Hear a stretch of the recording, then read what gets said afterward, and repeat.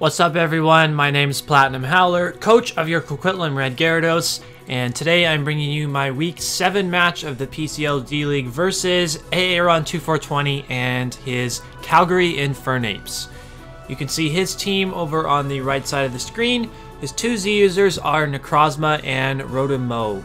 So before Aaron took over for Ollie, my team was the sand team of the league, but then I decided to drop Excadrill and Gigalith, and he decided to pick up Excadrill and Tyranitar, and now that combination gives my team some issues, which is kind of funny. I have another pretty hyper offensive team here. I really don't like it again, but we're gonna see what we can do with it. We have Tapu Koko here for electric terrain support because Hitmonlee is coming this week as an electric seed unburdened set. Thunderbolt is pretty much our only attacking move, which means that we can't touch Excadrill, but we couldn't really touch Excadrill either way.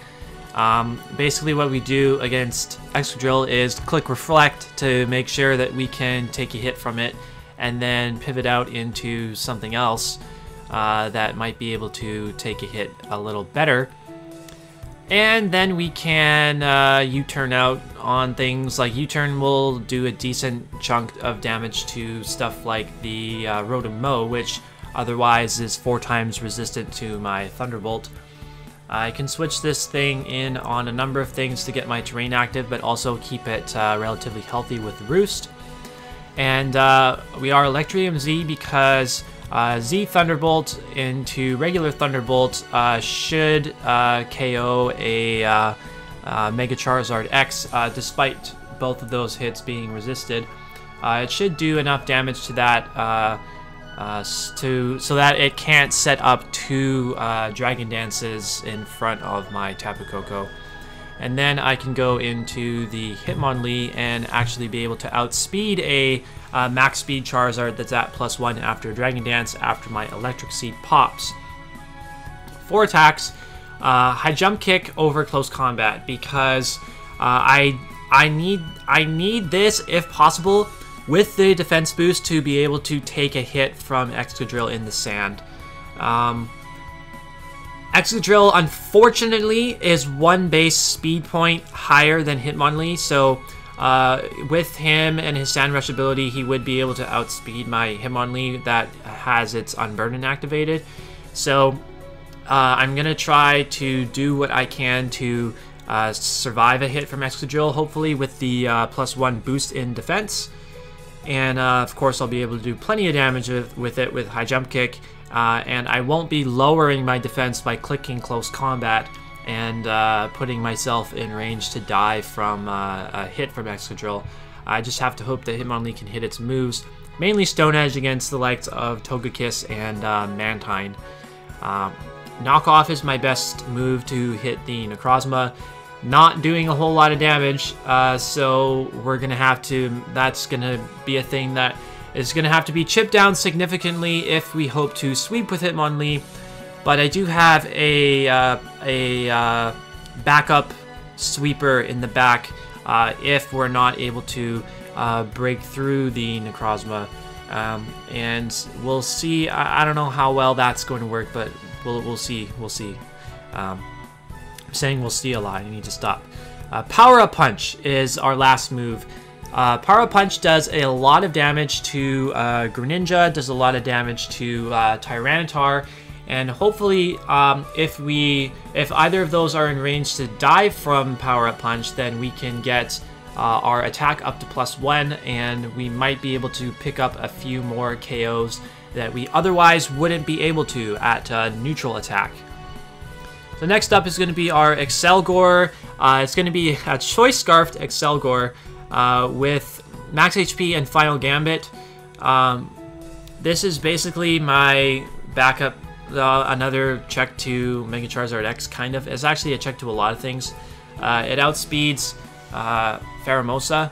That is, I have enough speed on this to, I think I put enough speed on this to outspeed of Adamant Pheromosa if it gets a speed boost from Beast Boost.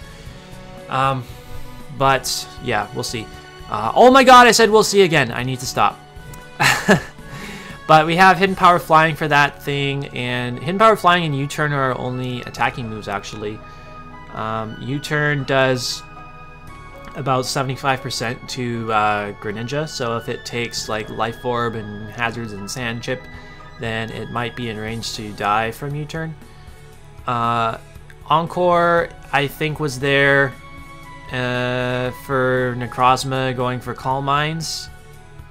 I didn't really need a ton of attacking moves on this thing because the main thing I see this doing is killing itself by clicking Final Gambit and getting a kill for me. If it's able to kill like the Togekiss, if that's going to be his switch into an Excelgor, then that's great because that is one less thing that Hitmonlee has to worry about, for example. But yeah, this is kind of a funny set that hopefully can give me some momentum in this hyper offensive matchup. And now we have the beginning of our Air Balloon core, as you will see.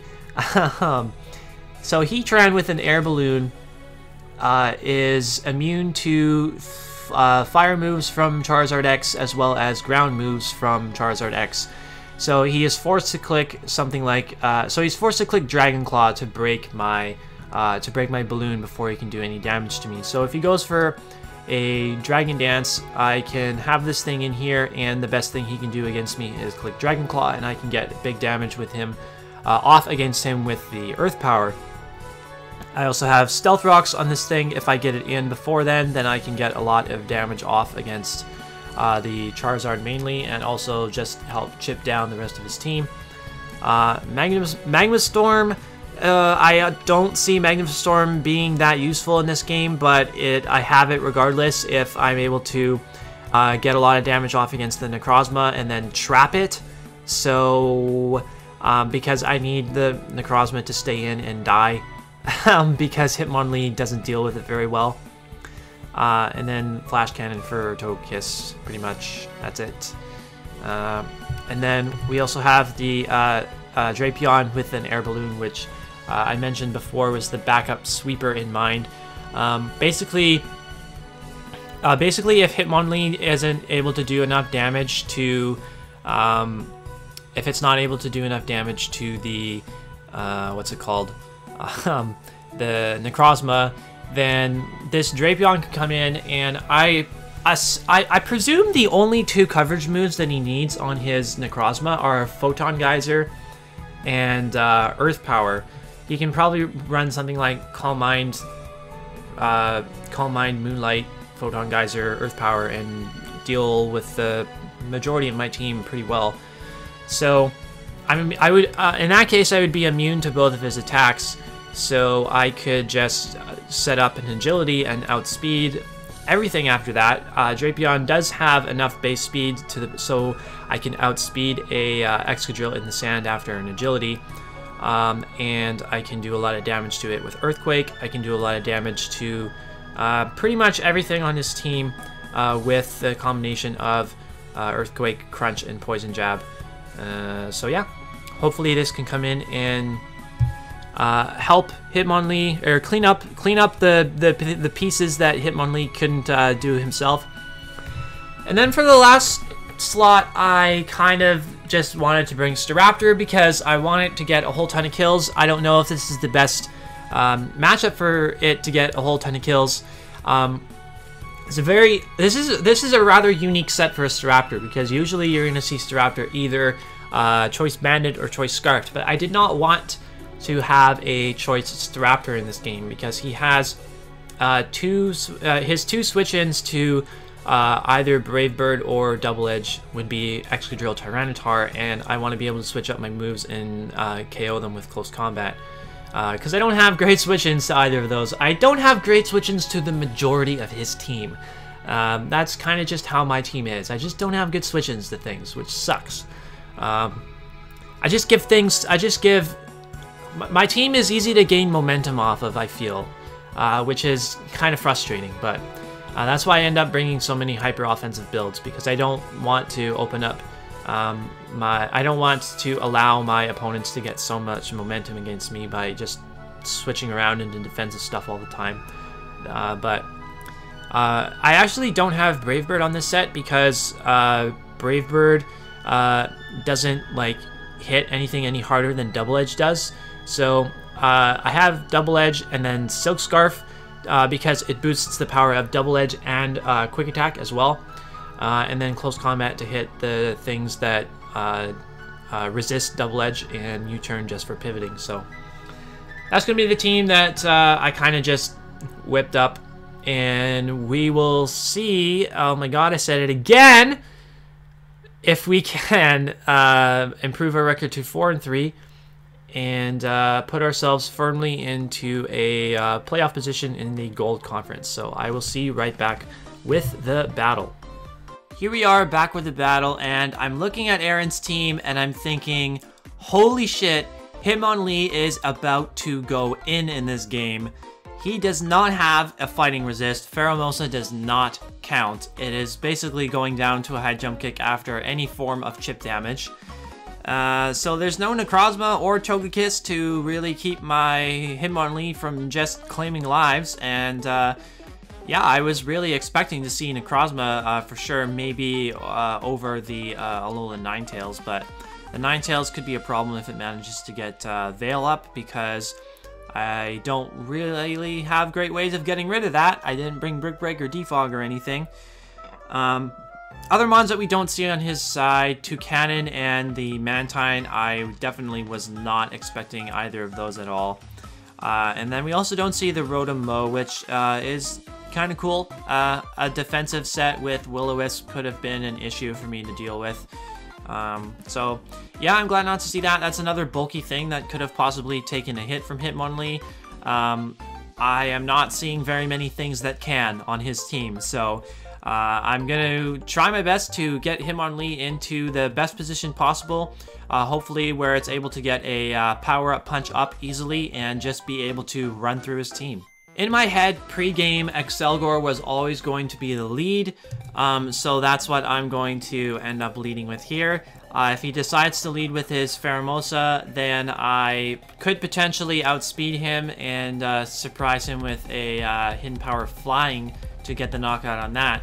But he's actually going to decide to lead with his Alola Ninetales and set the Hail up immediately, and I thought about this turn a lot, whether or not I wanted to U-turn out and preserve my Excelgor for later in the game, but in the end, I decided to just go straight for the final Gambit. I did not want to screw around with him possibly getting Aurora Veil up.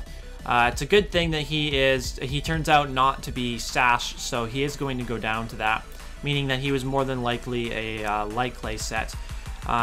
So double down on the first turn, and now I'm going to bring in my Staraptor as he brings in his Pheromosa, and I'm going to go for Quick Attack to guarantee put him in range to die from a hit from Hitmonlee. And so he's going to actually end up going for the U-turn, so he never feared me staying in and just going straight for an attack to knock out the Pheromosa. So I didn't really think too much of it at the time, but I probably should have, as you will see. That probably should have alerted me to what kind of set he was. The fact that he just clicked U-turn out against the Staraptor, but right here he's going to find out that I am not a choice Staraptor this week, and I'm going to go for close combat, and I'm not able to knock him out because he is actually a Choppleberry Tyranitar. And he's going to actually go for a Pursuit here, most likely predicting me to switch out, expecting me to be choiced. Or just even if I stayed in and went for a close combat at -1 defense, maybe he thinks he can knock me out. But he actually can't, even with the Sandstorm chip, he's not going to be able to knock me out. And I'm going to be able to go for close combat again and get rid of the Tyranitar. So that's really nice. That means that I know that he's Choppleberry, so I know for a fact that he only has 2 turns of Sand left, and he has no way of resetting it. So there's only 2 turns here that he can abuse Sand Rush with his Excadrill, as that's what he's going to bring in here. But I know that he has the matchup advantage here, but bringing in Coco was always the play for me because I wanted to set up the electric terrain so that I could bring Hitmonlee in to activate my electric seed and get my Unburden boost off. And I'm able to switch in my my first half of the air balloon core here, and I switched that in on an earthquake, so I am able to get some nice crunch damage off against him. I could have gone for earthquake and potentially tried to knock out the Excadrill, but that's not what I wanted. I wanted to get the crunch damage off just so I could put him in range to for him to die to a power-up punch from my Hitmonlee. So I went for a crunch and then agility on the next turn in case he decided to switch out into something that could take a crunch a little bit better, and then he could try to knock me out, like he could have switched out into the Greninja or something. So I went for an agility so I could outspeed that on the next turn, for example. And also it wouldn't have, you know, going for the agility there means that I don't knock out his Excadrill. So in comes Hitmonlee. I KO the Excadrill with power-up punch. So now I'm outspeeding everything on his team, and I'm at +1 attack. And I think at this point the game is over. I've won this game 3-0. I'm going to be able to sweep through his team. But this Charizard survives a +1 high jump kick from my Hitmonlee and goes for a Thunder Punch, does a lot of damage, but is not able to knock me out because of the defense boost from the Electric Seed. So that was unfortunate because that's some chip damage that is going to actually end up helping him quite a bit here. At least the only good thing about him surviving is that I'm able to kill him off with a power-up punch, so I get to +2. I think I can knock him out with a knockoff now here since I'm at +2. But he outspeeds me, which means he's a Scarfed Pheromosa. No wonder he stayed in on my Staraptor earlier in the game and just went for a U-turn out, because he is freaking Scarfed. He had nothing to fear from he had nothing to fear from my Staraptor, because he was always going to outspeed me anyway. So, oh man, Scarf Pheromosa, that really throws me through a loop. At least I'm able to switch in my Heatran here, and I force him out basically because I know that he's locked into Drill Run. So I know that he can't do anything to my Heatran while my air balloon is still intact. So I'm able to two-hit KO this Greninja. This Greninja doesn't even knock me out because his only water type move is Water Shuriken. So he only gets 2 hits with the Water Shuriken, and I knock him out with a couple of Earth Powers. But now Pheromosa is his last Mon, and as long as he hits both of his Drill Runs, he's going to be able to clean this game, because the only Mon that I have left in the back is Tapu Koko, and he's going to get a +1. He's going to get +1 in attack for hitting that Drill Run. So this is a guaranteed knockout against me on this turn. So as long as he hits it, I am going to lose this game 1-0. It only has a 5% chance to miss, so it's basically the same as Air Slash. But he is not going to miss. He's going to knock out my Tapu Koko. And oh boy, this match was a really, really tough one to swallow. GG to Aaron though. It was really fast-paced, super hyper-offensive, and really quite entertaining. His links, of course, will be in the description. Lots of things to go over, despite this game being really short. Minor misplay at the end, I think, was not switching out Heatran into Tapu Koko, because I was pretty sure that Koko at least had a chance to survive the Drill Run from Pheromosa, and I knew that at that point the only chance I had to win was if Pheromosa missed a Drill Run. So by switching into Tapu Koko there on the Heatran, I would have had to make him hit 3 Drill Runs instead of only 2. And that should have been the best play, because any hit from either my Heatran or Tapu Koko would have knocked out the Pheromosa at that point. But I mean, he wasn't gonna miss. If he had missed one of those Drill Runs, it would have been I would have been extremely lucky, and I would have felt bad, quite honestly. The Charizard surviving the +1 high jump kick from my Hitmonlee. The only reason why he was able to survive that is because he was a max HP Charizard. So I actually needed an absolute maximum roll to KO on that turn with high jump kick. So I actually got quite a high roll by the looks of it on that turn, but I needed a higher roll to be able to knock him out. And if I got the absolute maximum roll, I think I would have won that game, because I wouldn't have been chipped down to the point where Pheromosa could have outsped and knocked me out with any of its attacks. I did have Stone Edge on my Hitmonlee. I could have gone for that. It would have been harder for it to connect, and it only would have had a 25% chance to KO the Charizard from full.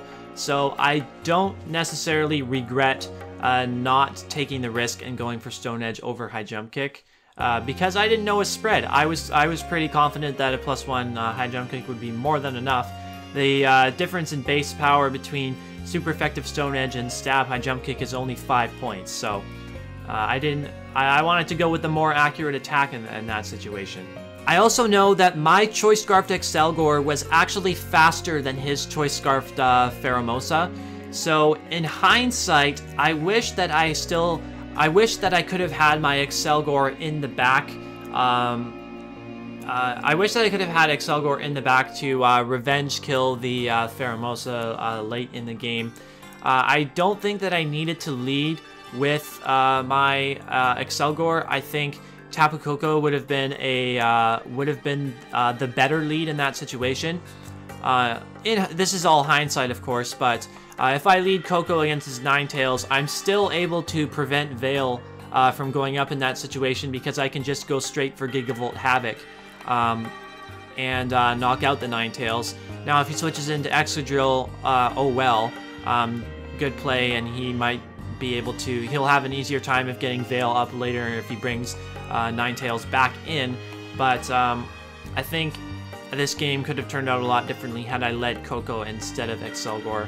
All of that aside, with the game playing out exactly how it did, all I had to do to win that game was make the double switch out of my Heatran into the Tapu Koko as he switched Pheromosa out, knowing that he was locked into Drill Run and couldn't touch my Air Balloon Heatran.